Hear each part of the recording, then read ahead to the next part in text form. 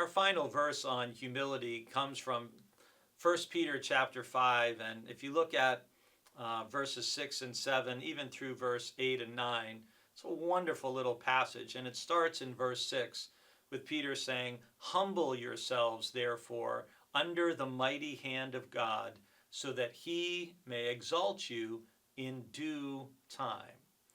And in so many of these passages about humility, we keep hearing similar words about basically submission, surrender, putting ourselves under the mighty hand of God. There's an image that Jesus uses where he talks about no one who puts their hand to the plow and looks back is fit for the kingdom of heaven. And another way of playing with this language or this imagery in 1 Peter 5 is, well, humble yourselves under the mighty hand of God. Think of like allowing God, if I'm a plow, if you are a plow, letting God guide and direct us and move us forward. And that when we allow God to be the one that directs our steps, that guides our path, God's never going to lead us somewhere we shouldn't be. Now, that doesn't mean that where God leads us is going to be easy. It doesn't mean it's going to be simple. It may be very difficult. It may be challenging. But if God is leading and guiding us there, then God is with us, wherever there may be.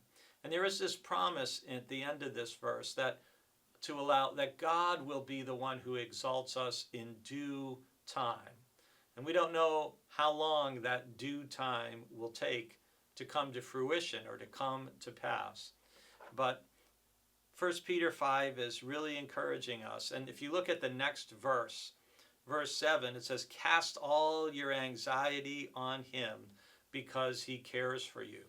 So part of humbling ourselves under the mighty hand of God is also releasing to God, giving to God all of our anxiety, all of our care, just offloading it onto God. And we do that through prayer. We can do that through journaling and getting it out of us and writing about it.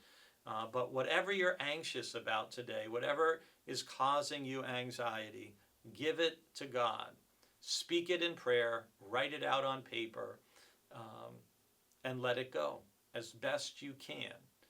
And I know with some things like physical challenges, it's hard to let those things go because they constantly remind us of their presence with us, and we can't escape from our bodies.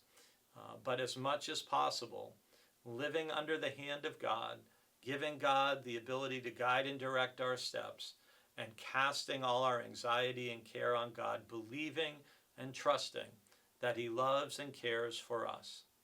This is a good way to go through this day.